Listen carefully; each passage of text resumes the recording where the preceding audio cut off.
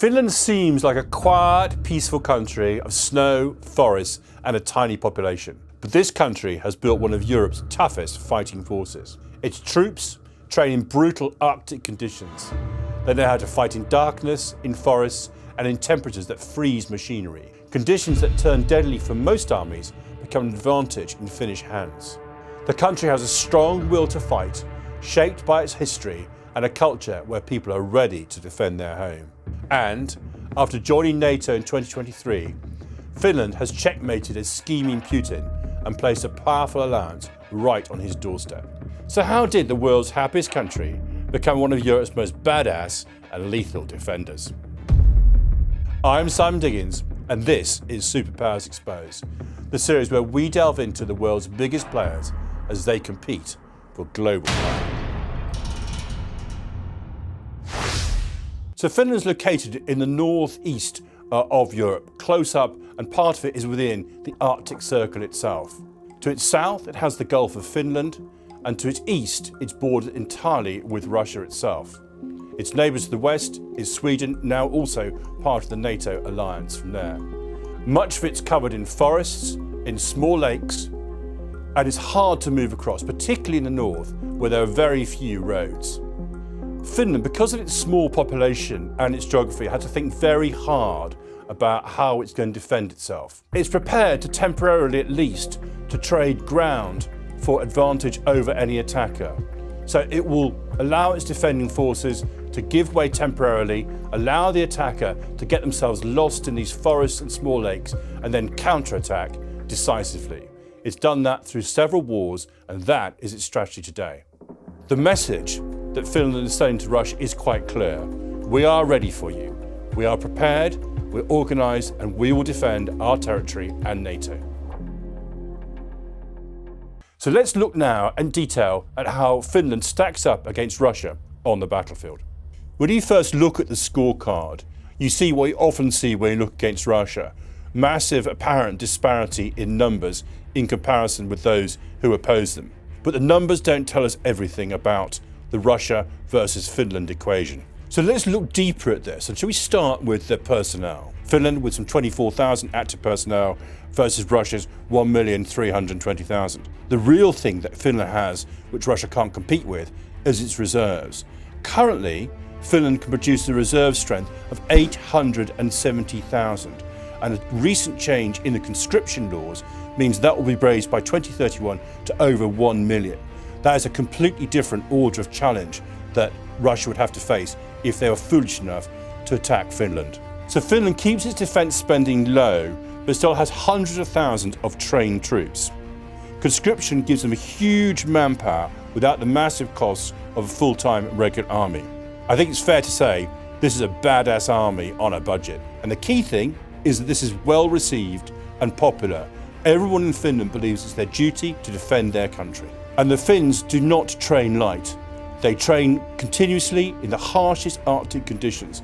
They are prepared physically and mentally for conditions of conducting a war against Russia in the harsh northern winter. As an example of how they train, let's talk about some of Finland's elite units, their so-called Jaeger units. Now, the word itself is originally a German word, and it means a hunter unit. Firstly, the so-called Lapland Jaegers, who, as the name suggests, are trained, organised and live in the Lapland area itself. Originally, they were raised in the First World War to fight alongside the Germans against the Russians.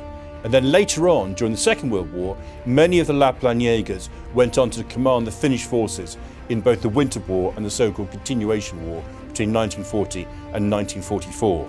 Their main bases are north of the Arctic Circle.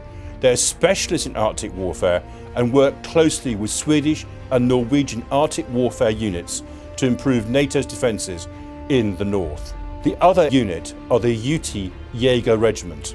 They have similar traditions to the Lapland Jaegers, but they originated in the Second World War as long-range reconnaissance patrol forces operating against the then Soviet army. They are now the basis of both Finland's special forces and its defence aviation. They have a year-long training course, which is very similar to United Kingdom Special Forces. All of them are experienced soldiers with some 7 to 8 years service as conscripts and reserves before applying for the Uti Jaeger Regiment itself. And it's tough to get in. Only 12 out of every 100 applicants make it through to actual service with the regiment itself. The units maintain a high readiness company, and then they have reserve elements who can be called for if required. Key to understanding the Finns and the way in which they approach the defence is a concept called Sisu. This is not a passive quality. It's active and making sure that the job gets done. It absolutely informs the way in which the Finnish military approach things. Sisu also has an effect on the battlefield. Finns trust each other. A very high level of trust exists within that society. On the battlefield, it means you can trust your mate, you can trust your section, you can trust your platoon, all the way up the chain of command. It also means that they can delegate right the way down and give a great deal of responsibility to the most junior commanders, improving initiative and alertness. Because the other thing to understand in terms of Finland and its security is the way in which society as a whole comes together. They call this a comprehensive approach. The working assumption of the Finnish government is that individuals and families can look after themselves for some 72 hours. In the meantime, the Finnish government would get on with organising the defence. This combination, Sisu as an attitude of mind and in responsibility as individuals and family, represents the whole of society, a comprehensive approach and dealing with security issues, particularly, of course, the threat from Russia. Now let's talk about air power. Finland will purchase some 64 F-35As. The first aircraft rolled off the production line this October. They're going to replace the F-18 Hornets, which are now some 30 years old. Now, up against them could be some of Russia's most recent aircraft, the Su-35 and Su-57. Now, these are very capable aircraft, but the Su-35 is at most a 4.5 generation fighter, and the Fu-57, whilst technically a 5th generation fighter, has only so far been produced in small numbers and appears to suffer from major maintenance problems. Finland will therefore retain a technical edge on a fighter-to-fighter contest, but numbers are important, and also how quickly the Finns can be equipped with the F-35. Let us now turn to look at the comparison between Russian and Finnish artillery and rocket systems. Finland has the most artillery systems of any Western country. They have some 740 self-propelled artillery pieces, both tracked and wheeled. They also have a large number of Finnish-manufactured heavy mortars. The calibre of those weapons is 120mm, which is the heaviest calibre you normally find with a mortar. And the same basic design has been in operation since World War II. The Finns are also starting now to move into acquiring additional missile launchers, and they have some 41 M270 missile launchers, which is the same HIMARS system that the Americans have got and which has been so effective in Ukraine as well. Now against them, of course, we have the Russians. And for Russia, we have to understand artillery is, in their phrase, the god of war itself. It's seen as an intermediate weapon system in its own right between strategic weapons such as nuclear missiles and purely conventional armaments.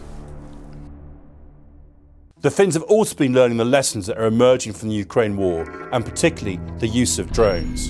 And they see this not just as a battlefield weapon on land, but they're also experimenting and moving a long way down in terms of using them to protect their sea boundaries as well. Very conscious of the threat to their cables, and we know of several examples where cables have been cut. The Finns, in order to protect their seabed, have developed a significant series of underwater drones. The main system is called the Saab Double Eagle, built in conjunction with the Swedes who've got the similar issues from there.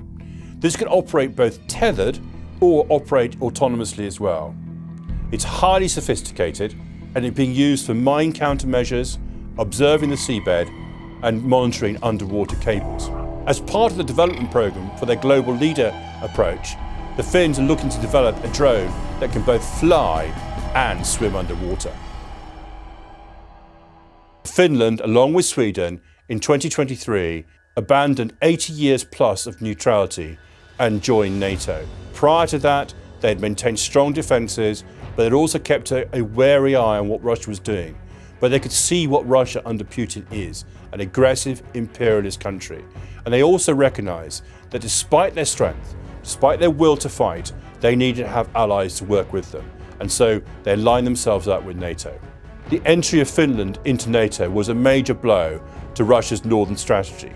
Prior to that, they'd been able to rely on the fact that the Finns, while they were strong in their own self-defence, were not part of the NATO alliance, and to some extent they'd been able to ignore that northern flank for them. To respond to what they now see as a threat on their northern flank, the Russians have established a new corps headquarters, 44 corps headquarters, in Karelia itself. Headquarters, small at the moment, nonetheless represent a further threat to Finland, as it means the Russian forces in that area would be better coordinated and better organised.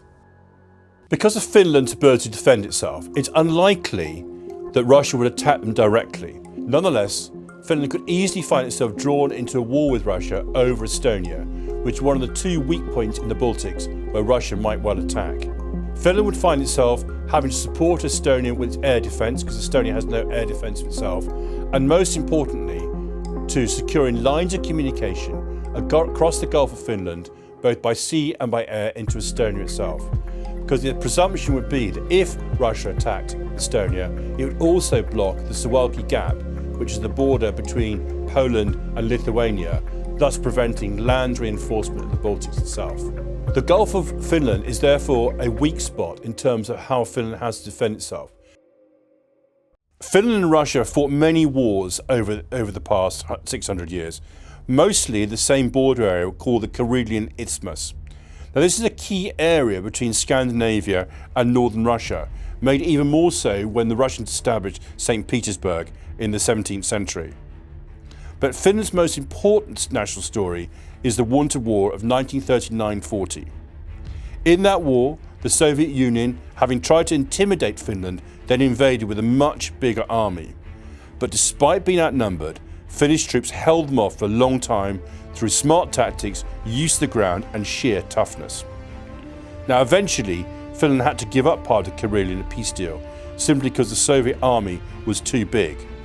But the bravery and resilience shown in that fight became very much part of Finland's identity. What the Winter War taught Finland was how to fight a larger army. Avoid direct contact with the main enemy force, be prepared to give ground, force the enemy to overextend, and then to counterattack swiftly. All the time, maximising the use of terrain, local knowledge and local initiative. Finland may be small, but its mindset, its training and its readiness make it one of Europe's most capable defenders. Shaped by history, hardened by climate, and now backed by NATO. Whether you agree, disagree or have your own theory, let us know in the comments. Is Finland really at risk of a Russian attack, or is it more prepared than Moscow ever expected? I'm Simon Diggins and this is Superpowers Exposed. Join us next time as we uncover another nation reshaping the balance of global power.